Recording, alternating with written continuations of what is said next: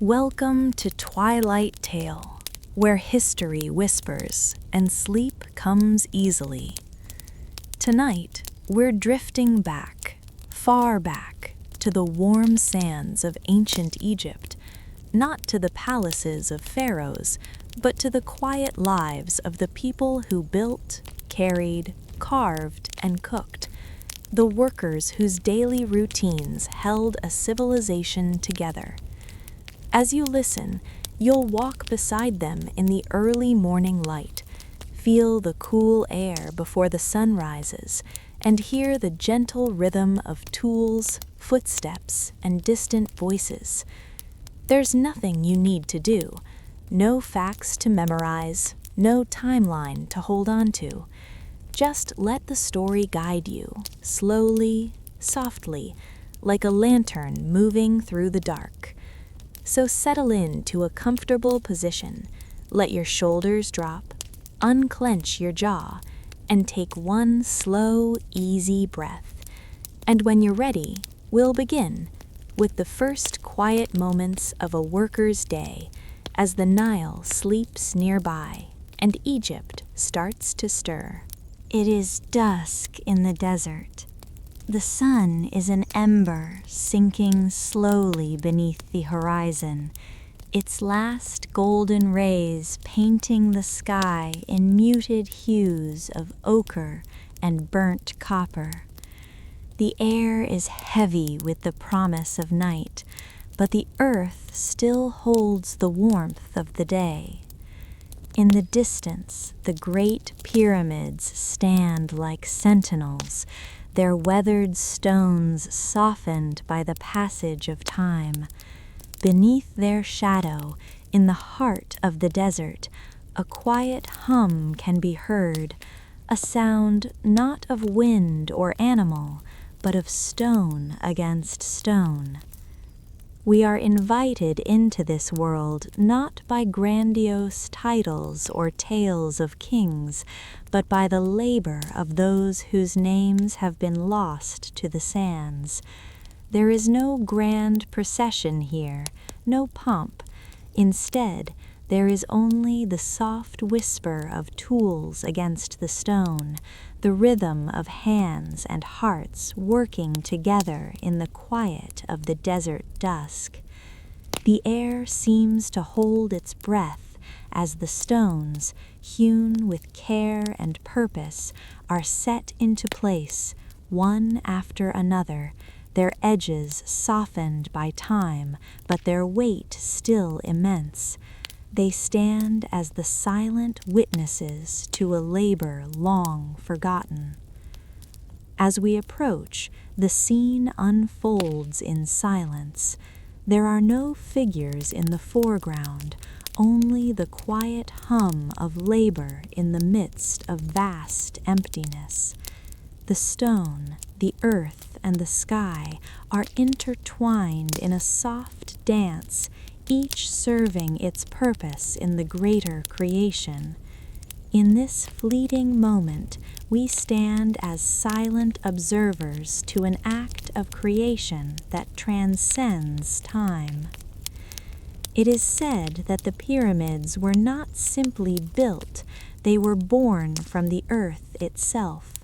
The stones that form their great angular shapes are not mere rocks, but sacred offerings, shaped by the hands of those who were born from the very soil they worked upon.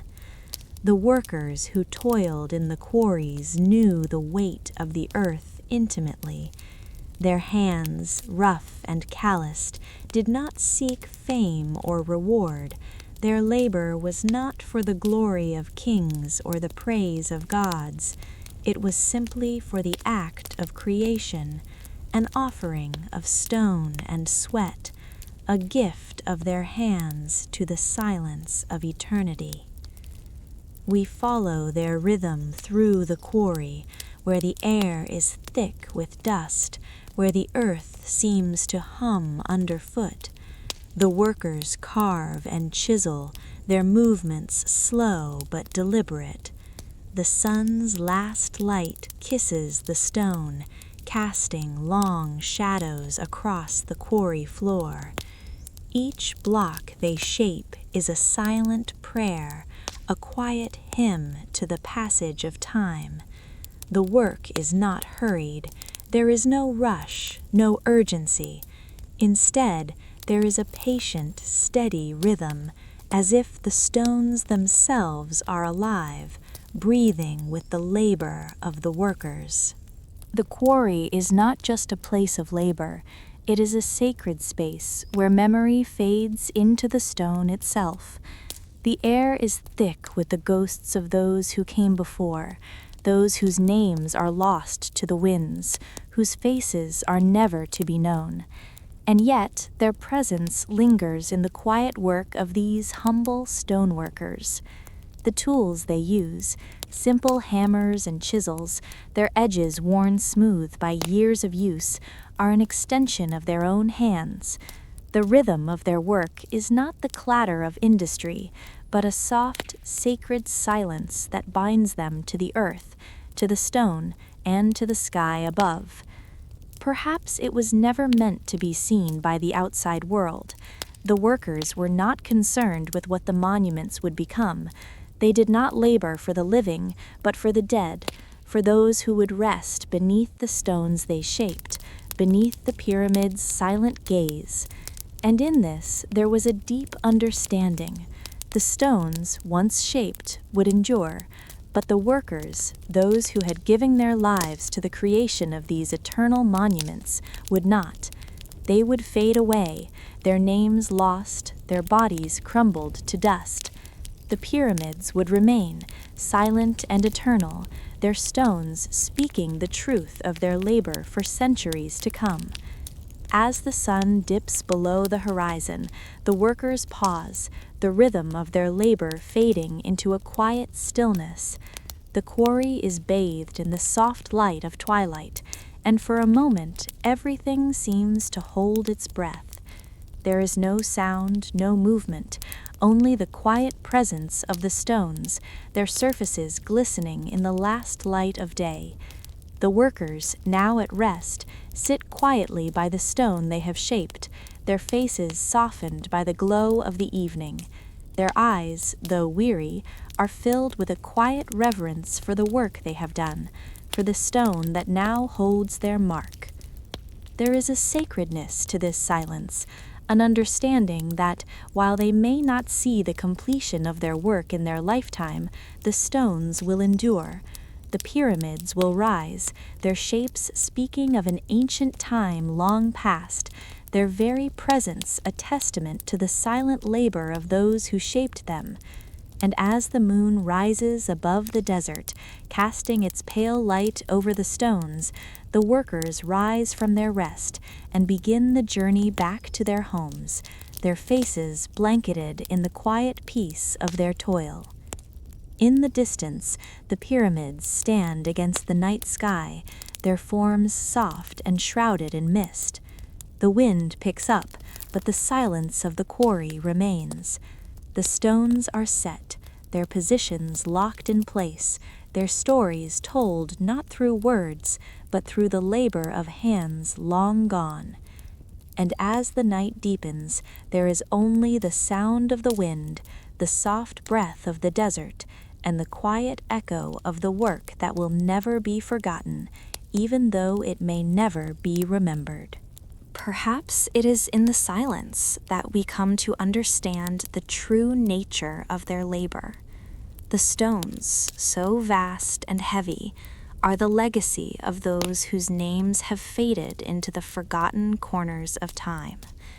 But in their quiet dedication, they have left something greater, an imprint of their souls, etched into the very stone that now forms the mighty pyramids. These workers did not seek fame, nor did they seek glory. They worked for something more profound, something deeper than the fleeting recognition of kings and priests. They worked for eternity itself. As we stand before the pyramid, its form now a shadow in the moonlight, we are reminded of the fragile nature of memory. we are reminded that some voices only echo when we are ready to listen. The workers have long since passed, but their labor, their dedication, their patience, all of this remains in the silence of the stones. The pyramids stand not as monuments to kings, but as monuments to the quiet, steady rhythm of life itself, to the labor of those who gave everything to shape something greater than themselves. And so, as the night deepens and the wind continues to whisper over the dunes, we are left with the quiet understanding that in the end, it is not the grandeur of the monuments that endures, but the sacred labor that brought them into being. The stones are not mere objects. They are the embodiment of dedication, of quiet devotion, of the simple act of creation. And in this silence, we are reminded that perhaps it was never meant to be fully understood, but only felt, a whisper of something ancient, something sacred, that will remain long after the last breath of the stoneworkers has faded into dust. It is dusk in the desert. The sun is an ember sinking slowly beneath the horizon, its last golden rays painting the sky in muted hues of ochre and burnt copper. The air is heavy with the promise of night, but the earth still holds the warmth of the day. In the distance, the great pyramids stand like sentinels, their weathered stones softened by the passage of time. Beneath their shadow, in the heart of the desert, a quiet hum can be heard, a sound not of wind or animal, but of stone against stone. We are invited into this world not by grandiose titles or tales of kings, but by the labor of those whose names have been lost to the sands. There is no grand procession here, no pomp. Instead, there is only the soft whisper of tools against the stone, the rhythm of hands and hearts working together in the quiet of the desert dusk. The air seems to hold its breath as the stones, hewn with care and purpose, are set into place, one after another, their edges softened by time, but their weight still immense. They stand as the silent witnesses to a labor long forgotten. As we approach, the scene unfolds in silence. There are no figures in the foreground, only the quiet hum of labor in the midst of vast emptiness. The stone, the earth, and the sky are intertwined in a soft dance, each serving its purpose in the greater creation. In this fleeting moment, we stand as silent observers to an act of creation that transcends time. It is said that the pyramids were not simply built, they were born from the earth itself. The stones that form their great angular shapes are not mere rocks, but sacred offerings, shaped by the hands of those who were born from the very soil they worked upon. The workers who toiled in the quarries knew the weight of the earth intimately. Their hands, rough and calloused, did not seek fame or reward. Their labor was not for the glory of kings or the praise of gods. It was simply for the act of creation, an offering of stone and sweat, a gift of their hands to the silence of eternity. We follow their rhythm through the quarry, where the air is thick with dust, where the earth seems to hum underfoot. The workers carve and chisel, their movements slow but deliberate. The sun's last light kisses the stone, casting long shadows across the quarry floor. Each block they shape is a silent prayer, a quiet hymn to the passage of time. The work is not hurried. There is no rush, no urgency. Instead, there is a patient, steady rhythm, as if the stones themselves are alive, breathing with the labor of the workers. As the day stretches on, the workers continue their labor, their motions unhurried but steady, like the river that runs beside them. The sun climbs higher, and the reeds seem to shimmer in the light, their golden tips catching the warmth of the day. The breeze picks up, rustling through the reeds and carrying the scent of the river. The air is thick with the sense of sacredness, as if the river itself watches over the workers, its ancient presence blessing the labor they perform. The sounds of the river, its soft gurgling, the quiet slap of water against the bank, become the backdrop to the workers' weaving, creating a rhythm that is as old as the earth. In the soft light of the late afternoon, the workers finish their work. The boats are stacked neatly beside the riverbank, their reeds woven into strong, graceful shapes that will carry the people across the water. The baskets are piled high, ready to hold the fruits of the land, the gifts of the river. The mats lie flat, their fibers smooth and steady, awaiting the homes they will adorn.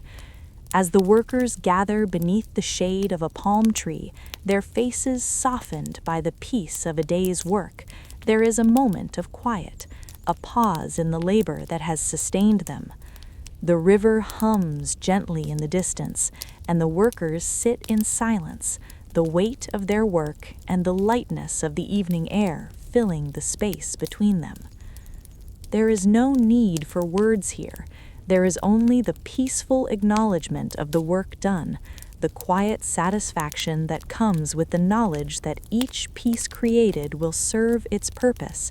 Each knot tied is part of something greater. The work they have done will help carry the people across the river, will hold their food, will provide warmth. And in this simple act of labor, there is a beauty that transcends time. Woven into each piece, each thread, is the spirit of the river, the earth, and the people themselves. In the quiet of the evening, there is no desire for recognition, no need for praise. The workers are at peace, their hearts full, their work complete. The sky darkens as the sun dips below the horizon, and the air grows cooler, carrying with it the soft scent of earth and water. The reeds, now woven into baskets and boats, glow softly in the fading light, their edges blurred by the mist that begins to rise from the river. The workers rise from beneath the palm tree, their bodies tired but their spirits light. They gather their tools and make their way home, leaving behind the peaceful quiet of the riverbank, knowing that their labor will remain long after the day has ended. The river continues to flow beside them, its waters carrying the memory of their work, its current eternal. Perhaps it is in the simplicity of this labor that we find the true beauty of life. For it is not in grand gestures or monumental achievements that life's meaning lies, but in the quiet acts of creation, the weaving of reeds, the shaping of something from nothing, the tying of knots that bind us to the earth, to the river, and to each other. The workers, in their humble dedication, have created something lasting, something that will carry the people across the river, through the seasons, and into the future. And as the night falls and the river hums quietly in the distance, we are left with the soft understanding that, perhaps, the beauty of life is woven not in the grand gestures, but in the quiet, steady rhythm of the simplest acts of labor. The river flows on, its waters endless, its currents carrying with them the whispers of those who have come before. The workers' labor, though finished, will live on in the vessels they have woven, in the baskets they have created, in the mats that will soften the earth. And in the stillness of the night, beneath the canopy of stars, we are left with the sense that the river's garments are still being woven, each knot tied by hands that know the sacredness of the earth, the river, and the work that sustains life itself. The sun rises slowly over the Nile, a golden disk hanging low in the sky, bathing the river in a soft, amber glow. The light spills over the water's surface, casting fleeting reflections that ripple like whispers through the quiet morning. The land stirs with life, but the air holds its breath, suspended in the stillness of the moment. The riverbanks, where the soil is rich and deep, stretch wide and vast, their edges softened by the mist rising from the water, as if the earth itself is gently waking from a long slumber. In this sacred space, the potters gather. Beneath the endless sky, the potters work in rhythm with the land and the river, the heart of Egypt's eternal flow. The clay they shape is soft, cool, and smooth, their hands moving with a familiarity that echoes the pulse of centuries. They do not speak, there is no need. The work itself is a language, one passed down through time, its meaning understood in every movement, every motion of the hand. The potter's wheel turns, slowly, gently, its soft hum carrying through the air like a secret song. With each turn, the potters shape the earth beneath their hands. The clay rises, spinning beneath their palms, coaxed into form by fingers that have known this craft for lifetimes. As the vessel takes shape, the wheel spins in time with the rhythm of the world, one with the pulse of the river, the cycle of the seasons, the silent movement of the stars. Each press of the hand brings the vessel into being, a form that will carry life, hold sustenance, and serve as a symbol of connection to the earth. It is said that in these moments, the potter is more than a craftsman. They are a keeper of ancient wisdom, a silent witness to the cycles of life that have repeated for generations. The sun beats down gently, its warmth a silent witness to the labor unfolding below. The potter's hands, wet with the earth, move with a grace that speaks of quiet reverence, every motion imbued with purpose. The dust of the land, now settled upon their bodies, seems to merge with the earth itself, their skin becoming one with the clay they shape. The world feels vast, yet intimate, as the sun bathes the potters in its golden glow, illuminating their work without haste, without interruption. The simplicity of their craft is profound. It is a sacred act, a joining of the earth and the sky, of the ancient and the present, as each vessel they create will carry the very essence of Egypt's daily rhythms through the coming seasons. We move with them through the day, from the quiet shaping of the clay to the fire that will harden it. The vessels, now shaped, are laid gently upon the ground, their surfaces cool and unyielding.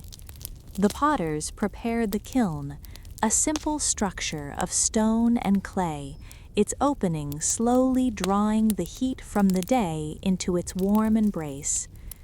As the fire is lit, it crackles and sighs, the air thick with the scent of burning wood and earth.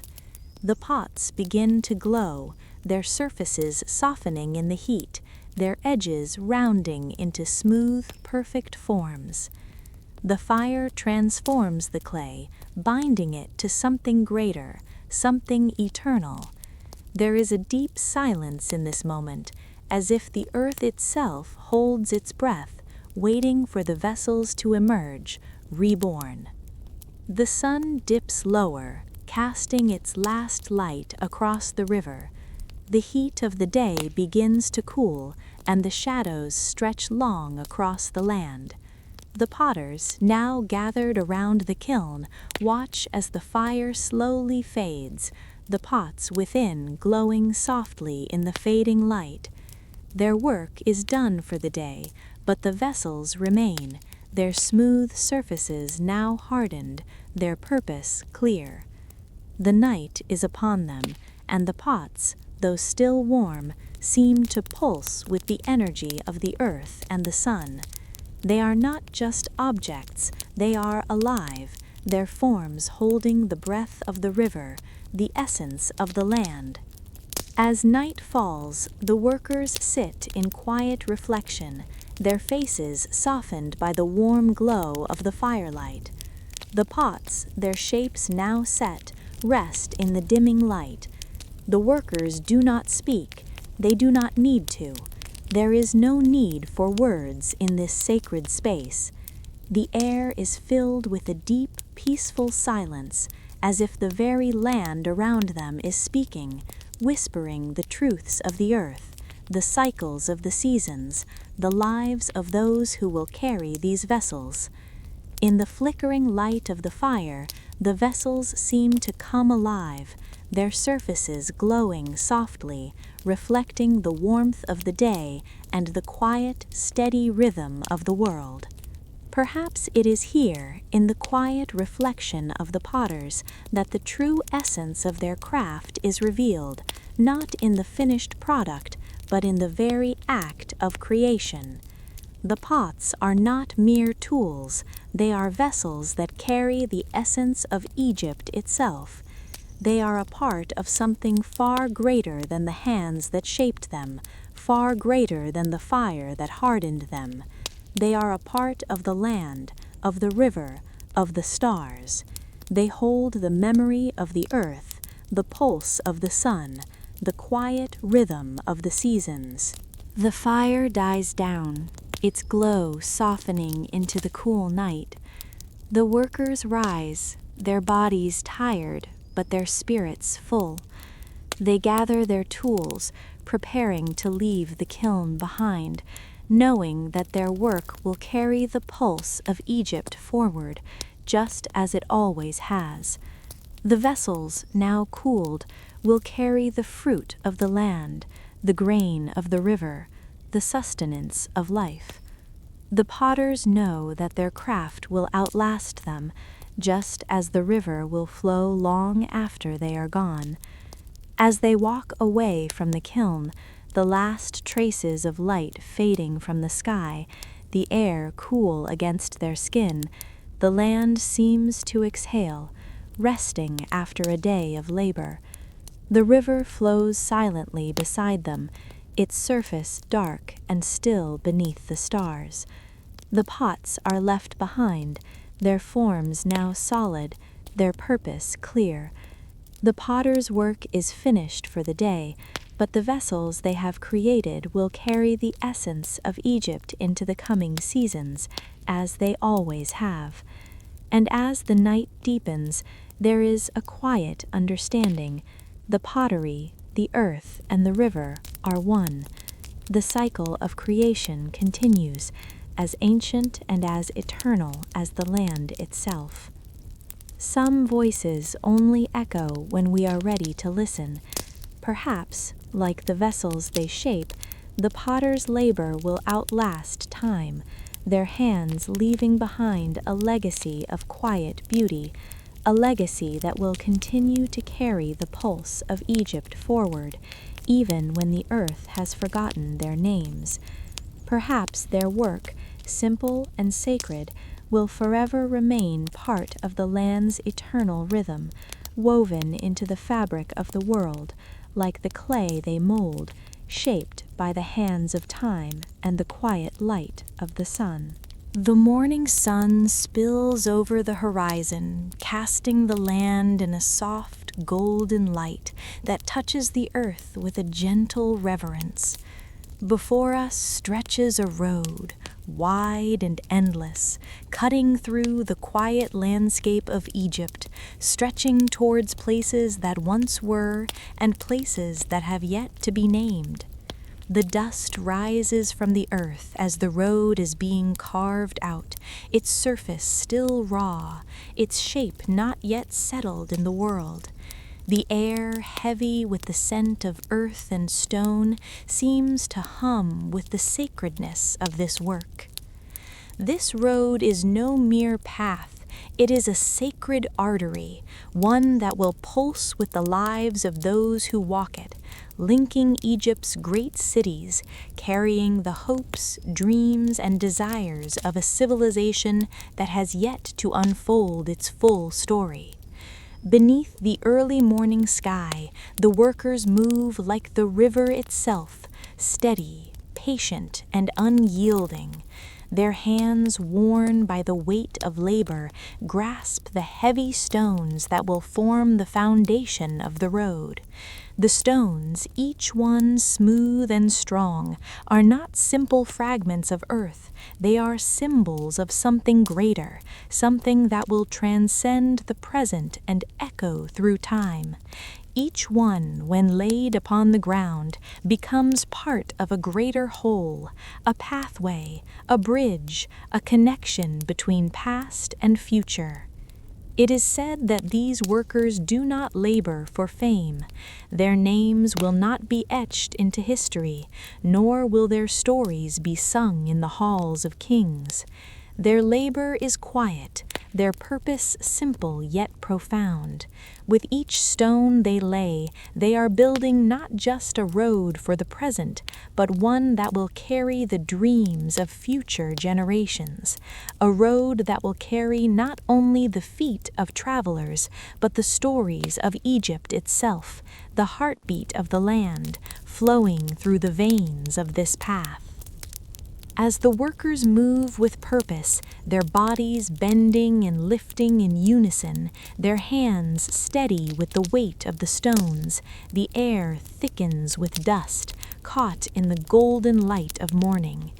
Each stone is a testament to their dedication, strong, solid, yet delicate in its purpose.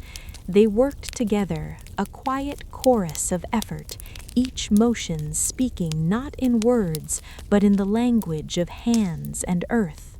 The rhythm of the work is slow, deliberate, as though each stone is being placed not just to form a road, but to honor the earth itself.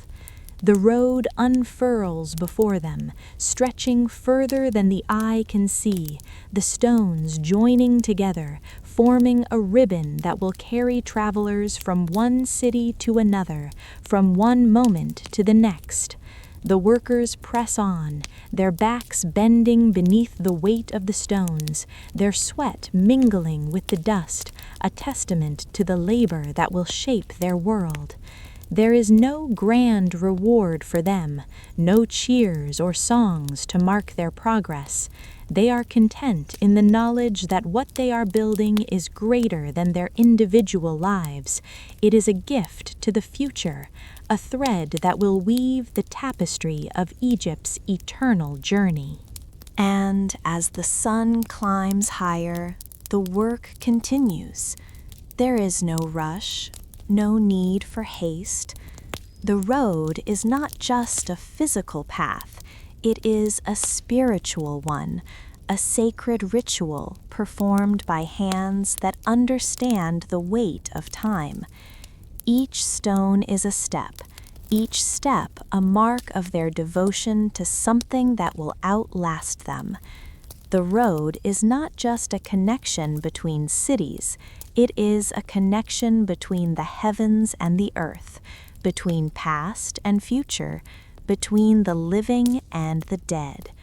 The workers, in their quiet dedication, are not merely laying stones, They are creating a sacred pathway that will carry the pulse of life for generations to come. As the day wanes and the sun begins its slow descent, the workers take a moment's rest. Their hands are raw, their bodies tired, but there is a serenity in the stillness that surrounds them. They sit on the ground by the road they have just completed, their bodies resting, but their spirits still connected to the work they have done. The road, now finished, stretches out before them, its surface smooth and even, its path clear. The workers look upon it with quiet satisfaction, knowing that their labor will outlast them, a legacy that will continue to carry the lives of those who come after them. The air is cooler now, and the shadows lengthen, but the road remains, stretching endlessly toward the horizon. The workers, now standing, gather their tools, their movements slow and deliberate, as if reluctant to leave the path they have shaped with their hands. The day's work is done, but the road endures. The sound of their labor fades into the evening air, leaving only the soft murmur of the wind that now moves along the path. The workers move away from the road, their backs bent not from the weight of stone, but from the weight of knowing that they have built something eternal. Perhaps, in the quiet of the night, we can hear the hum of their labor carried in the breeze. Perhaps we can feel the echo of their hands in the smooth stones beneath our feet, the pulse of their devotion reverberating through the earth. The road, though silent, carries with it the weight of their dreams, their hopes, and their tireless dedication. It will stretch beyond them through the ages, carrying not only the footsteps of those who will walk it, but the very heartbeat of Egypt itself. Some roads, we are told, are more than just paths. They are lifelines. They connect more than places. They connect people, generations, and time itself. The workers may not have seen the full scope of what they built, but their quiet labor has left an indelible mark on the land, a mark that will endure long after the dust has settled, long after the last stone has been laid. The road, like the breath of Egypt itself, will continue to stretch on, forever carrying the weight of a civilization's dreams. As night falls, the stars begin to pierce the sky, their light soft and distant. The road, now bathed in moonlight, stretches into the dark, its path unbroken, its purpose unyielding. The workers have long since gone, but their labor endures, an echo in the silence of the night. The road, once just a dream, now lies before us, a tangible testament to the quiet dedication that shaped it. The pulse of Egypt's history beats softly beneath our feet, and we are left to wonder. Perhaps it was never meant to be found, but only to be felt, carried in the eternal path that stretches before us, just as the road carries the weight of time itself. The soft light of dawn unfurls across the Nile, casting long shadows over the water's surface, as though the river itself is waking from a deep, eternal slumber. The mist rises gently from the water, curling and twisting in delicate tendrils, only to disappear into the still morning air. Along the banks of the river, where the earth is rich with history and life, there is a small workshop, nestled like a secret among the reeds. Here the weavers gather, as they have for countless generations, their hands moving in rhythm with the pulse of the river itself. The loom in front of them is old, its wood darkened by years of use, the threads soft and worn. Yet in the hands of the weavers it becomes something sacred, a vessel of memory and creation. It is said that the rhythm of the loom is a song, an ancient melody that has echoed along the Nile for centuries.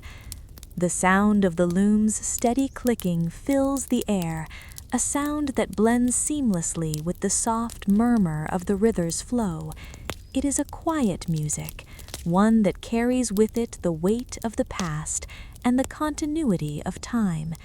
Each click is a reminder that life moves in cycles, just as the river flows, carrying with it the stories of those who came before and those who will come after. The weavers sit in a circle, their hands working with the threads as their bodies sway gently with the motion of the loom. Their fingers, stained with the earth's dust, move with practiced ease, weaving patterns that have been passed down through the ages. Each knot, each twist is a prayer, an offering to the river that sustains them, to the land that feeds them, to the gods that watch over their work. The materials they work with are simple yet sacred.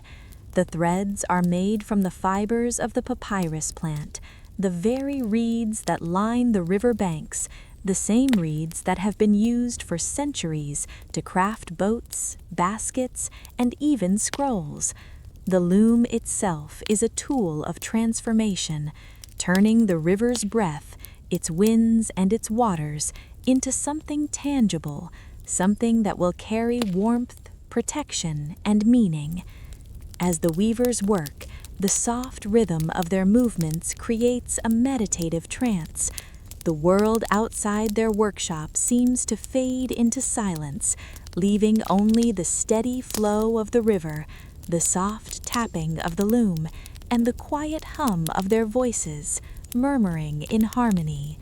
The thread winds through their fingers like the passage of time itself, gentle yet unstoppable.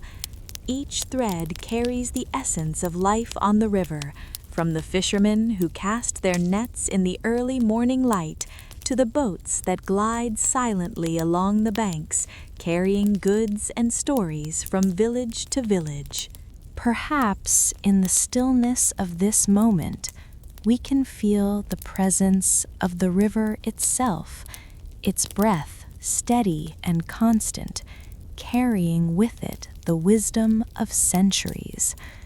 Perhaps we can hear the whispers of the weavers, their hands moving in a sacred rhythm, telling stories not with words, but with thread. These stories are not about kings or empires. They are the stories of daily life, of the simple and sacred acts that sustain a civilization.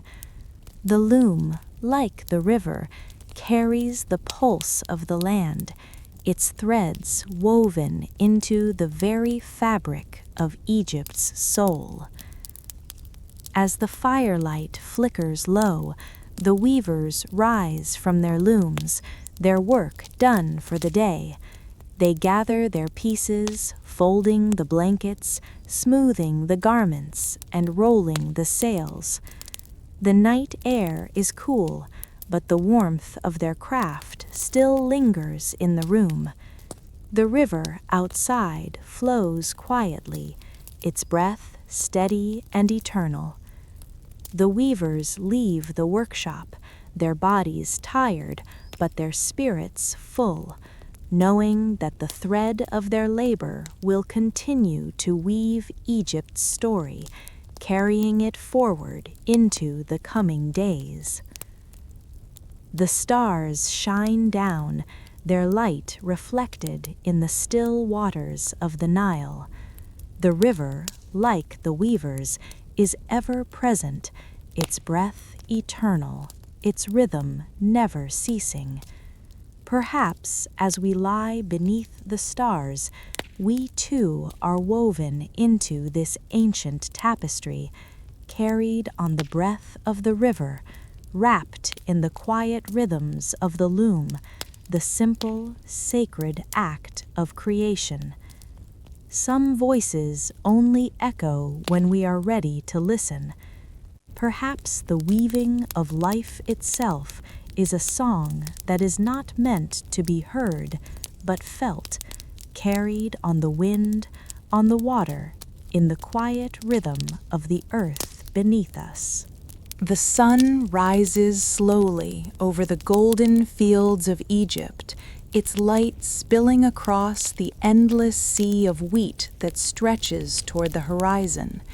The air is warm, tinged with the scent of earth and grain, and the landscape is bathed in the soft glow of early morning.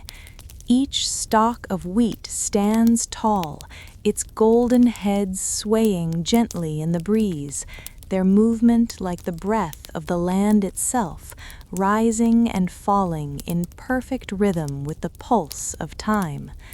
The fields are silent, save for the whisper of the wind, and beneath this silence the work begins. In the distance, the harvesters move like shadows through the rows of ripened grain, their bodies swaying with the rhythm of their labor. The gleaming sickles in their hands flash in the sunlight, arcs of silver tracing through the air as they cut the wheat with practiced ease. Each stroke is deliberate, the blade gliding through the stalks with a sound that is at once sharp and soothing, like the steady beat of the earth's heart. The earth hums beneath their feet, the weight of centuries in the soil, the cycle of seasons woven into every strand of wheat. The harvesters, with their worn hands and weathered faces, move in harmony with this ancient rhythm, their work a silent prayer to the gods, a humble act of creation that nourishes both body and spirit. It is said that the harvest is not simply a task, but a sacred duty. The workers speak little, their voices lost in the vastness of the field, where the sun rises higher and higher in the sky. The silence between them is deep and meditative, as if they are not merely cutting wheat, but participating in something far greater, an eternal act of giving and receiving. Each cut of the sickle, each bundle gathered, carries with it the weight of time, the knowledge that what they do here today will sustain not just their families, but the entire kingdom. Their hands, rough and calloused from years of toil, move with a quiet grace, knowing that the grain they harvest will be transformed into bread to feed the people, that the earth's bounty will be passed from hand to hand, generation to generation. The rhythm of their movements echoes the beating of the earth's heart, each harvest, each cycle, a pulse that connects the present to the past, the living to the dead. As the day wears on, the sun climbs higher in the sky, its rays casting long shadows over the ripened wheat. The workers continue, their bodies bent and their hands steady, knowing that the work they do will carry the legacy of Egypt forward.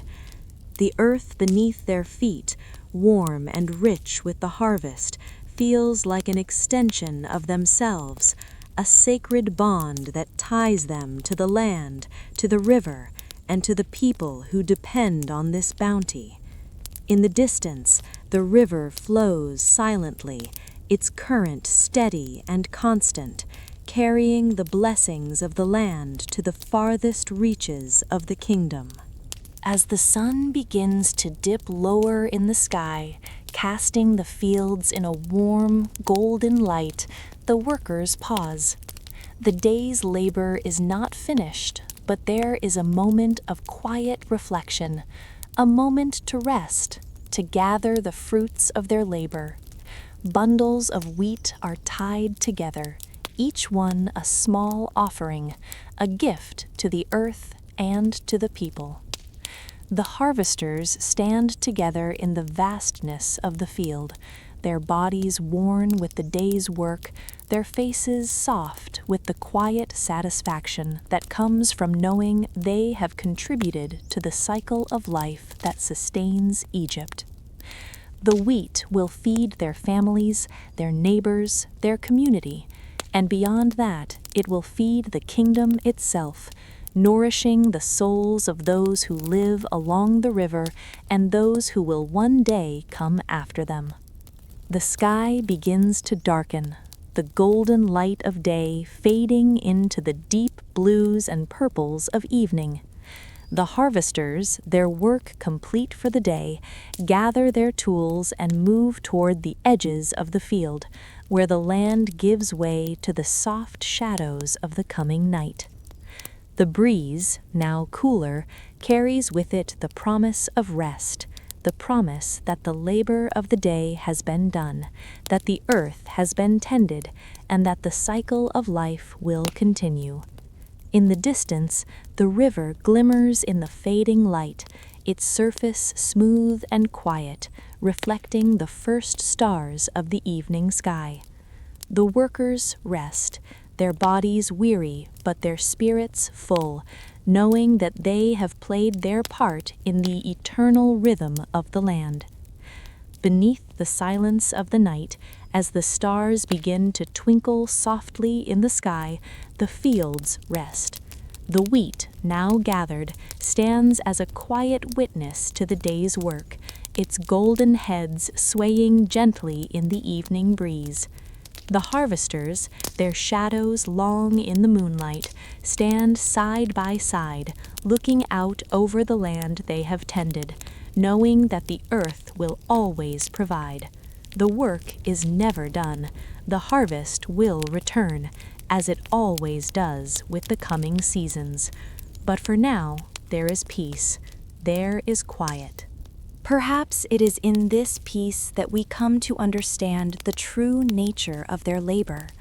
The harvesters are not just workers. They are keepers of an ancient rhythm, a sacred bond between the earth, the river, and the people. Their work is not measured in the hours of the day or the weight of the bundles they carry, but in the quiet act of giving, the giving of themselves, their labor, their connection to the land.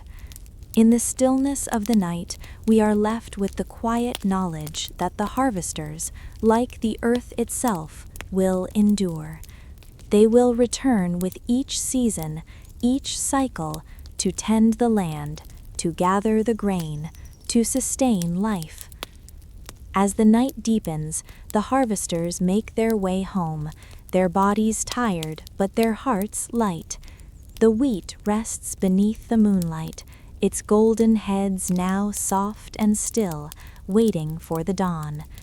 The stars shine above, their light gentle and constant, a reminder that the rhythms of the earth continue, that time moves in its slow, steady course. The harvesters fade into the shadows of the night, their footsteps soft upon the earth, leaving only the whisper of the wind and the echo of their labor behind. The earth beneath their feet hums with life, with cycles that will never end, with labor that will always return. And perhaps as the night draws on, we too are woven into this rhythm, carried forward by the work of those who have come before us, sustained by the bounty of the land, by the harvesters who labor in the fields of time. Some voices only echo when we are ready to listen. Perhaps it is in the quiet of the harvest that we hear the earth's ancient song, carried on the wind, on the river, and in the silent rhythm of the fields. The morning light filters through the soft haze that clings to the banks of the Nile, its first golden rays casting a quiet, sacred glow upon the land. The river, timeless and constant, whispers softly to the earth, its surface shimmering gently, reflecting the warmth of the early sun. Along the water's edge, where the mud meets the river's pulse, the brickmakers begin their work, the scene unfolding like a ritual as old as the land itself. The mud, dark and rich with the memory of the river's flow, is scooped from the banks and shaped with careful hands. The earth is pliable, yielding, yet strong, a substance that holds the weight of history, of kings and builders, of lives both remembered and forgotten. Each brick that takes form is not just a piece of earth, but a testament to something greater, an offering to the land, a part of the cycle that sustains Egypt. The workers move with the steady rhythm of the river, their bodies bending and lifting, pressing the earth into shape. The steady click of the tools blends with the murmur of the river, as if the very land itself breathes in time with their work. It is said that the brickmakers are the silent architects of Egypt's legacy. While the grand monuments rise from stone and marble, it is the humble bricks that form the foundation of Egypt's great cities, the silent carriers of the weight of time. These bricks, though simple, will bear the weight of dynasties, the lives of countless generations, and the dreams of those who built them. As each one is crafted, the workers do not think of fame or glory. Their labor is not measured in accolades or triumphs. They work, as the river works, in quiet dedication, building the very bones of Egypt one brick at a time. The sun climbs higher in the sky, casting long shadows over the worksite. The rhythmic movement of the workers continues, as if they are part of the land itself, woven into the fabric of time. The bricks are stacked in neat rows, their rough surfaces glistening in the sun's warmth. The air is thick with the scent of earth, rich and heavy, mingling with the faint hum of the river's current. The work is steady, unhurried, like the river's flow, constant, unbroken, a quiet force that shapes the world. As the day stretches on, the bricks begin to dry in the sun, their surfaces hardening, taking shape, becoming something more than mere earth. The workers pause, their bodies tired but their spirits full, as they gather in the cool shade of the nearby palms. The rhythm of their labor fades for a moment, and the stillness of the afternoon settles in. The river's breath is slower now, the sound of its current softer, like the sigh of the earth itself. The workers sit together in silence, their hands resting in their laps, their eyes tracing the long shadows that stretch across the earth. The bricks they have made are set in the sun, each one waiting, like a dream, to find its place in the great structures that will rise from the earth. Perhaps in this moment, beneath the shelter of the palms, there is a quiet understanding. The work of the brickmaker is humble, hidden in the shadow of the great temples and palaces, but it is no less vital. The walls that rise to the heavens are built upon the bricks, each one shaped by hand, each one a quiet whisper of creation. The builders of the grand monuments may be remembered in history, but it is the brickmakers, working in the quiet of the earth, who shape the land itself. As the sun begins its slow descent toward the horizon, the air cools and the rhythm of the day softens. The workers rise again, their bodies aching, their hands worn, but their spirits unwavering. They return to their task, lifting the dried bricks and carrying them to the places where they will be laid. Each brick is a building block, each one a part of something larger, something eternal. The bricks will form the walls of cities, the foundations of temples, and the steps that lead to the heavens. And in this there is a profound truth, that the greatest of Egypt's structures are built not from marble or gold, but from the earth itself, shaped by humble hands and held together by the steady rhythm of the land. As evening falls, the workers step back from their task, the last bricks placed carefully in the fading light. The worksite is quiet now, the air cool and still. The river's current continues its gentle flow, a reminder that time moves steadily, relentlessly, like the rhythm of the brickmaker's labor. The workers, now resting, gaze out over the land they have shaped. The moon rises slowly, casting a silver light over the river, its surface reflecting the pale glow of the stars. The world feels vast, timeless, as if the work of the day has become part of the very fabric of the earth itself. In the silence of the night, beneath the watchful gaze of the stars, the brickmakers leave the worksite, their bodies tired but their hearts full. The bricks remain, resting in the cool air, waiting to be placed where they will carry the weight of Egypt's dreams. The river flows on, its current steady and eternal, carrying with it the whispers of those who have come before and those who will come after. Perhaps it is in this quiet, in the stillness of the night, that we come to understand the true nature of the brickmaker's work. The bricks, though simple, are not just pieces of earth. They are the foundation of something far greater, of a civilization that has lasted for millennia. Each brick, shaped by hand, is a link in the chain of time, a part of the ongoing story of Egypt. And in the quiet, beneath the moon and the stars, we are left with the realization that perhaps some stories are not meant to be told in grand gestures or loud proclamations. Perhaps they are meant to be whispered in the silence of the earth, carried on the breath of the river, and built, quietly, into the walls of eternity. Some voices only echo when we are ready to listen. Perhaps the true power of the brickmakers lies not in the monuments they help build, but in the quiet, humble work they do in the shadow of time, shaping the earth with their hands, one brick at a time. Before the sun rises, the world holds its breath. The soft night lingers in the air, thick and cool, as if the earth itself is resting, preparing for the quiet labor of the day ahead.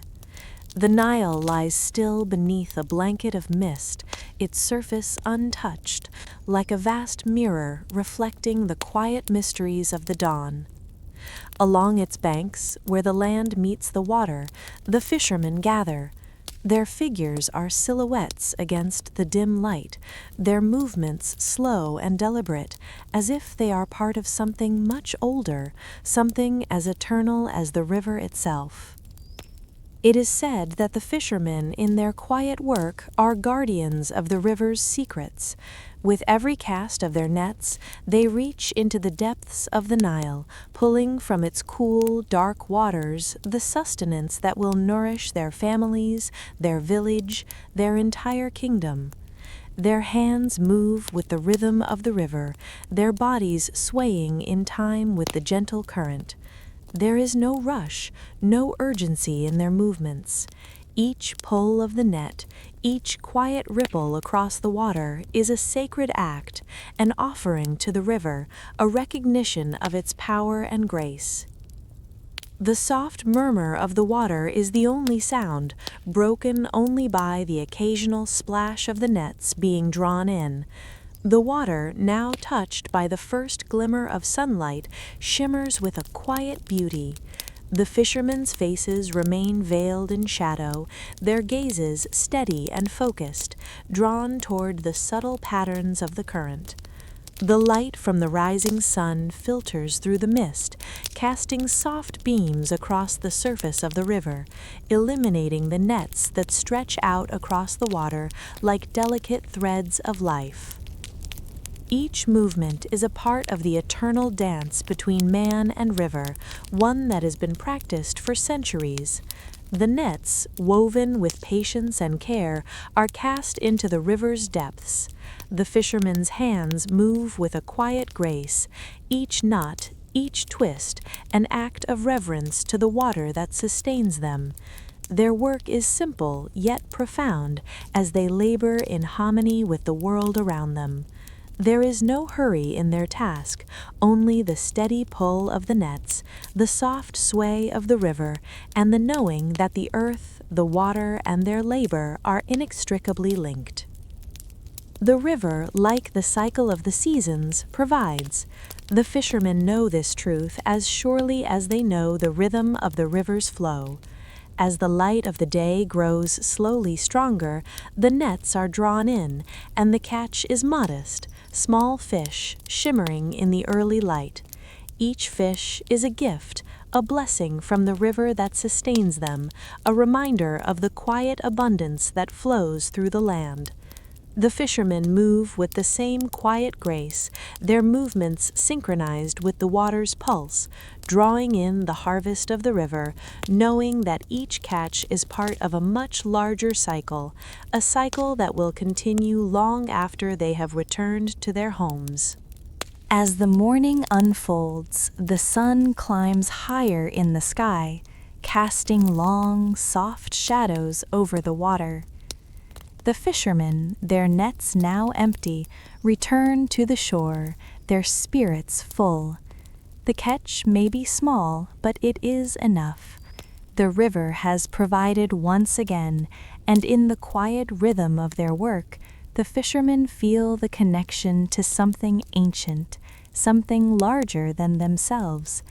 Their labor is humble, their task simple, but their spirits are filled with a quiet peace, knowing that the river will always provide, that its flow will never cease, that its depths will always hold the sustenance of life.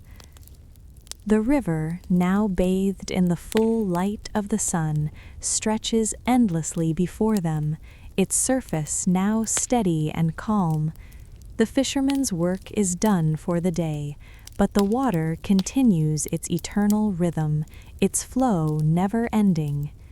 The nets lie still on the shore, their edges softened by the light, the day's labor complete. The air is warm now, and the land stirs with the sounds of life, birds calling in the distance, the soft rustle of the reeds along the river's edge, the faint murmur of the river as it continues its journey. The fishermen, their work now finished, pause for a moment, looking out over the river they know so well.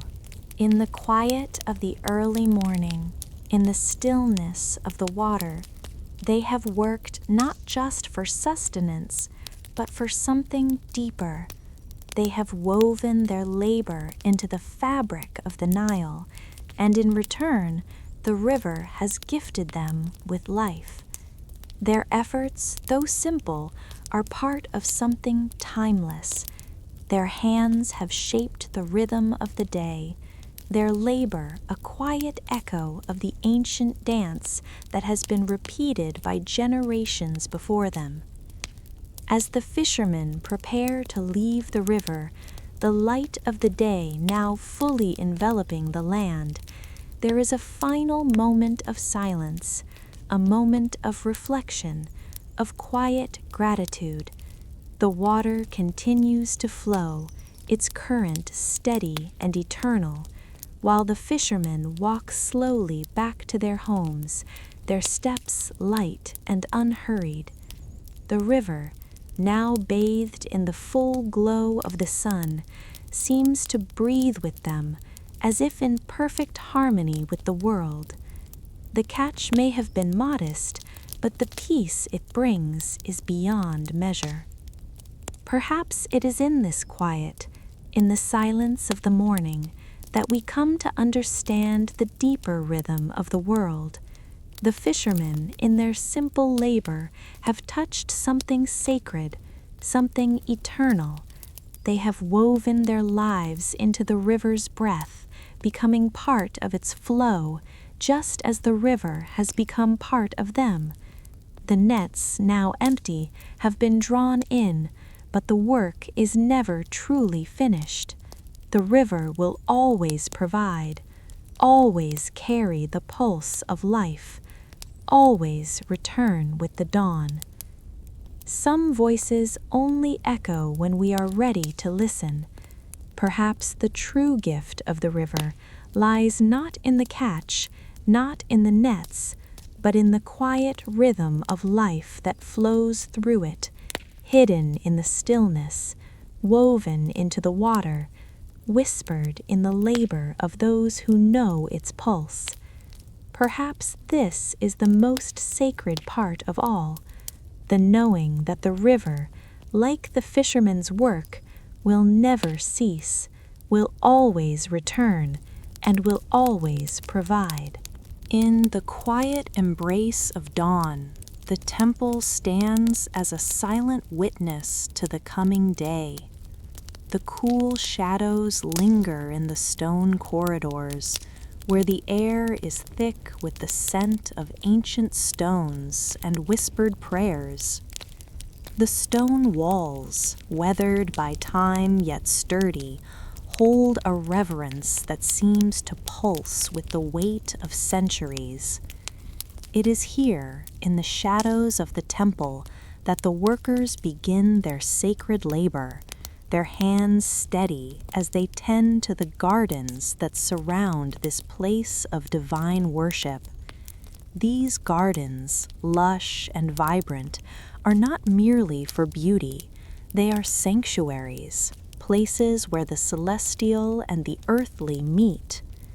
The morning light, soft and diffused, spills through the gaps in the temple's walls, touching the gardens in gentle beams. The lotus flowers unfurl, their petals delicate and pure, glistening in the first glow of the sun. The palm trees sway with the faintest breath of wind, their fronds rustling like quiet whispers, as if the trees themselves are speaking the language of the gods. The air is thick with the scent of jasmine and myrrh, perfumes that seem to draw the spirit of the earth and the heavens together. The workers move between the plants with quiet reverence, their actions slow and measured, like a prayer spoken without words. Their work is simple yet profound, trimming, planting, tending. With every movement, they shape the earth beneath their feet, shaping it into something sacred, something worthy of the God's presence. The gardens are not just for beauty, they are a connection between heaven and earth, a space where the divine may walk among the trees, where the gods may rest in the cool shade of the palms. These gardens are sanctuaries of the soul, places where the spirit may wander in peace, nourished by the grace of the land. Each plant is not simply a living thing, it is a vessel, a symbol of devotion, a humble offering to the divine. The workers speak little as they move among the plants, their voices almost lost in the vastness of the temple's shadowed corners. There is no need for words here, only the steady rhythm of their work, the soft brush of leaves against leaves, the gentle snip of pruning shears as they trim the branches with the care of one who understands that they are shaping something greater than themselves. The silence is profound, a reverent space between the workers and the earth. It is said that when one works in the sacred gardens, the gods themselves walk beside you, their footsteps light in the grass, their presence felt in the rustle of the leaves, the flicker of the sunlight through the fronds. The workers are not hurried in their labor.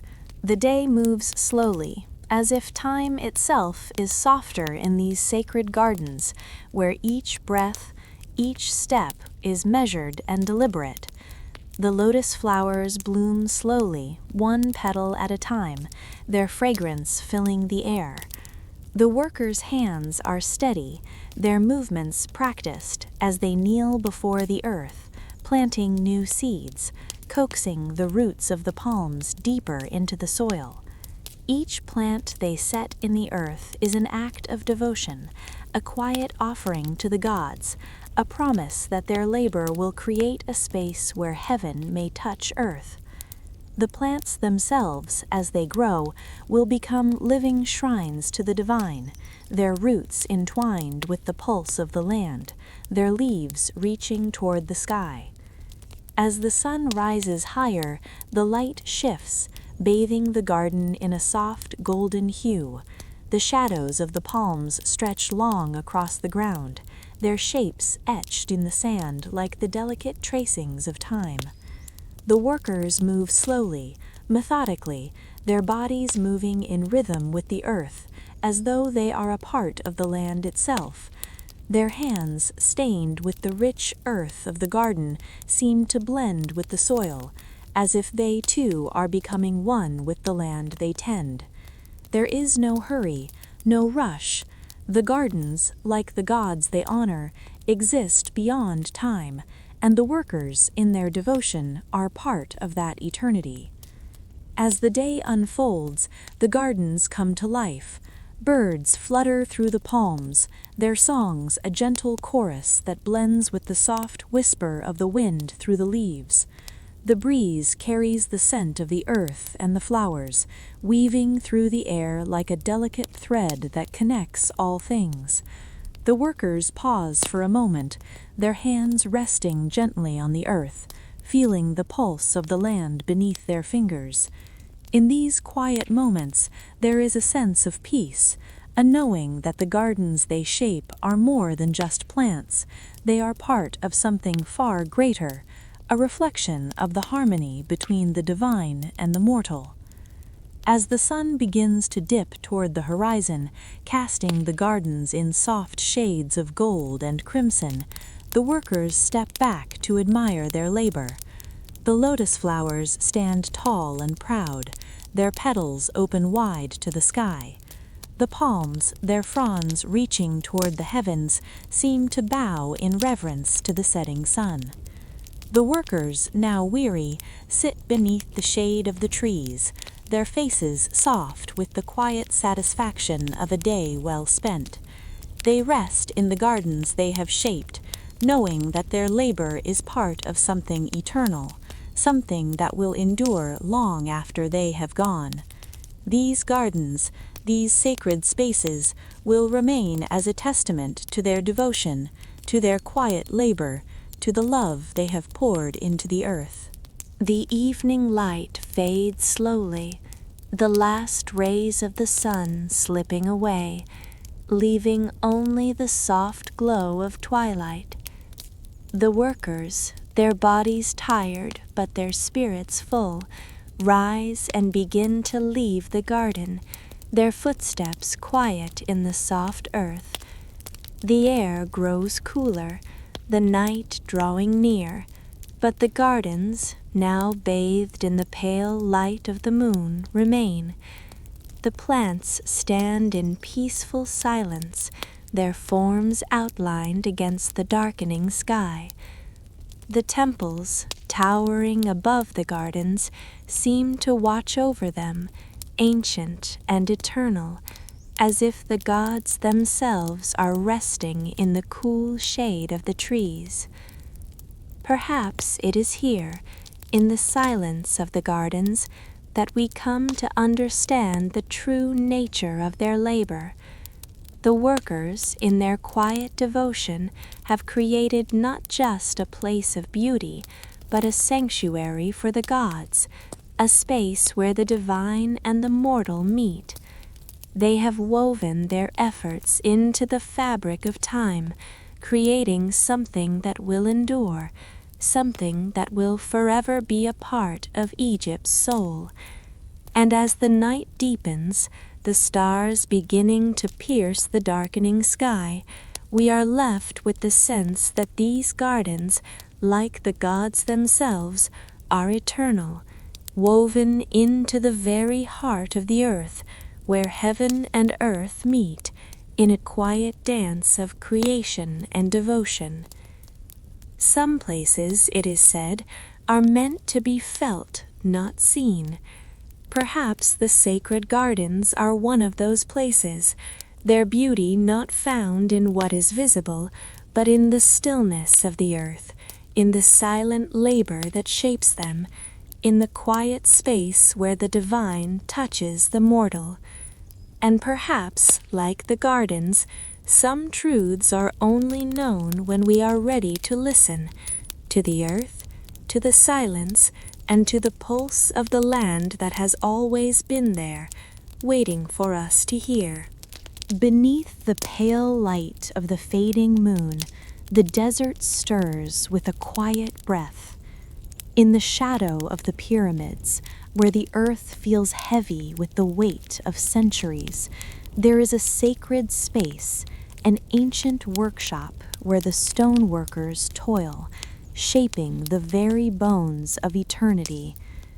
The silence of the desert is profound, broken only by the rhythmic sounds of their hammers, each strike a soft echo in the vast stillness, a quiet song of remembrance. In this place, the air is thick with dust, but it is not the dust of the world that we see. It is the dust of the past, the very essence of time, lingering in the breath of the earth, carried by the wind. The workers, cloaked in the cool shadows of the night, move as shadows themselves, silent, steady, their hands wrapped around hammers and chisels.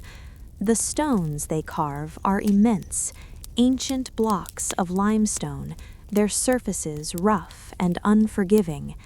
Yet, under the hands of the stoneworkers, they begin to take shape, transformed from cold, unyielding rock into something sacred. Each stroke of the chisel is measured, deliberate, as the workers breathe life into the tombs of those who have passed. It is said that the tombs they carve are not mere structures, they are gateways, doorways to the afterlife, places where the souls of the departed may find rest and peace. The stoneworkers are not just laborers, they are guardians of memory, bearers of sacred duty. The first light of the day touches the desert, and the sun casts long, soft shadows across the workers' hands as they continue their labor. The air grows warmer, the dust thicker, but still the workers move with quiet reverence. The walls of the tombs begin to take shape, intricate carvings etched into the stone, symbols of eternity, gods, and the afterlife. Each design is not just a decoration, but a story, a myth whispered into the stone that will echo through the centuries. The workers' hands, covered in the dust of the earth, are steady, their movements flowing like a sacred dance. They speak little, their work, their labor is the language of the gods, and it is enough. As the hammers strike the stone, the sound reverberates through the air, mingling with the soft whisper of the desert wind. It is a gentle rhythm, not loud or hurried, but steady and constant, like the heartbeat of the earth itself. The workers, moving between shadows and stone, are part of this rhythm, part of something larger, something eternal. The carvings they shape are not just images, but prayers, prayers to honor the deceased, prayers to ensure safe passage into the next world. The stone, once cold and lifeless, now seems to breathe, carrying with it the essence of the worker's devotion. As the sun climbs higher in the sky, the heat begins to swell, and the workers pause, their hands resting on the stone, as they take in the vastness of the desert around them. The tombs, now half-carved, stand like silent sentinels in the sand, their walls rising from the earth with the grace of something ancient and sacred. The workers, tired yet satisfied, take a moment to stand before their labor, to breathe in the quiet stillness of the space they have created. There is no need for words here. The weight of their work speaks louder than any voice could.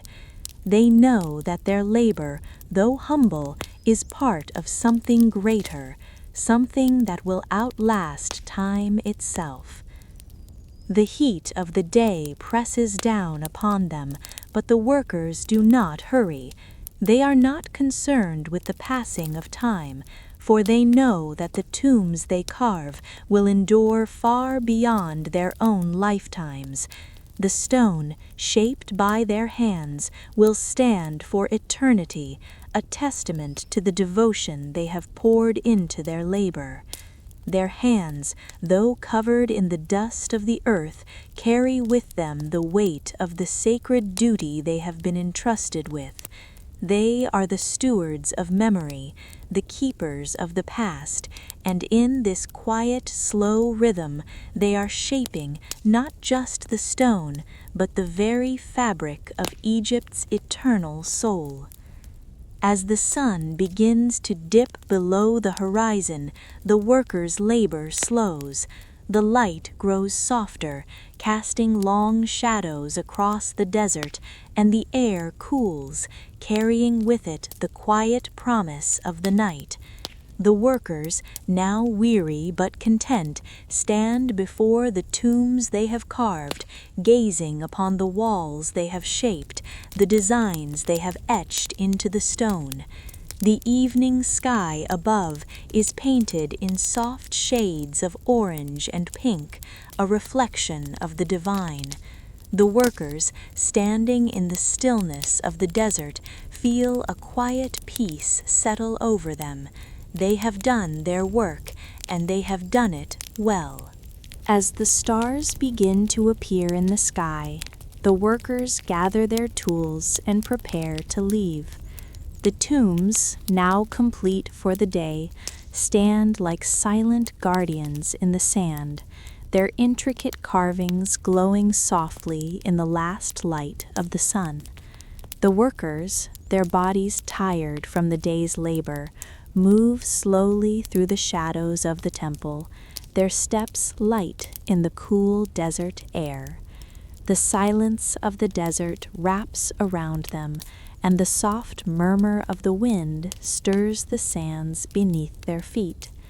They leave the tombs behind, but their spirits are full, knowing that their labor is part of something eternal, part of the great cycle that connects life and death, the gods and the mortals, the past and the present. Perhaps it is here, in the quiet of the desert night, that we come to understand the true nature of the stone workers' labor. The stone, shaped by their hands, will endure for millennia, outlasting the workers themselves, outlasting the kings and dynasties they served. And in this there is a deep and profound truth. It is not the monuments themselves that endure, but the love, the devotion, and the sacred duty woven into every stroke of the chisel. The stoneworkers, in their quiet reverence, have created not just tombs, but bridges, bridges between the mortal world and the divine, between the living and the dead, and perhaps in the silence of the desert night, as the stars rise above the tombs they have shaped, we too are reminded of the eternal rhythm of life and death, the quiet, sacred labor that continues long after the echoes of the hammer have faded. Some voices only echo when we are ready to listen. Perhaps the tombs, like the workers who carved them, are not meant to be understood fully, but to be felt, to be experienced in the silence of the desert, where memory fades into the stone and the winds carry the whispers of those who have passed. The stone workers have done their part, and now, like the tombs they've shaped, their labor will stand for eternity, a quiet, sacred offering to the gods and to the land. And now the day grows quiet again. The tools have been set down, the heat has faded, and the last light slips gently behind the dunes. Meals have been shared, small aches soothed, and tired bodies settle into rest, while the great stones and walls of Egypt wait patiently for tomorrow. If your eyes are heavy, you can let them close completely now. Let the story loosen from your thoughts, like sand falling through open fingers. And if you're still awake, that's perfectly okay. Just stay with the calm, the slow breath, the quiet feeling of being safe and unhurried. Thank you for spending this peaceful moment with Twilight Tale. If you'd like more sleeping history, soft stories from the ancient world to help you rest, you can like, subscribe, and join us again under the next twilight. For now, good night. Sleep deeply and let history fade into a gentle dream. The weaver's craft is simple yet profound. They create blankets to warm the bodies of their families, garments to clothe the people who labor in the fields and along the river, sails for the boats that journey from one city to another, and countless other things needed for daily life. Their hands do not work for wealth or fame. They work for the beauty of the everyday, for the sacredness of the simple acts that weave the fabric of life. Each piece they create is a quiet testament to the art of living, a connection between the past, present, and future, each thread an eternal reminder of the balance between the earth, the river, and the people who call it home. The light of the day begins to fade, softening as the sun dips behind the hills, casting long shadows across the workshop. The weavers, undistracted, continue their work, their hands moving with the same steady grace as they have for hours. The air grows cooler, and the steady flow of the river seems to carry with it the weight of the night, a deep breath of time itself. The loom clicks in the quiet of the evening, each turn of the wheel marking a transition from day to night, from light to dark, from wakefulness to rest. The river, ever present, continues its eternal flow. Beneath the stars, the weavers remain at their looms, their faces softened by the firelight, their hands still moving in perfect harmony with the rhythm of the earth.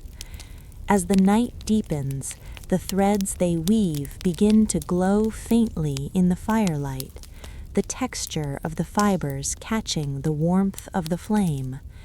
The pieces they have created, blankets, garments, sails, are all held in this warm glow, a reflection of the work that has brought them to life.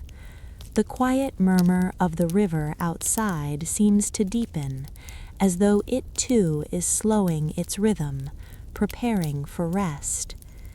In this quiet workshop by the river, there is no distinction between the work of the weaver and the flow of the river itself.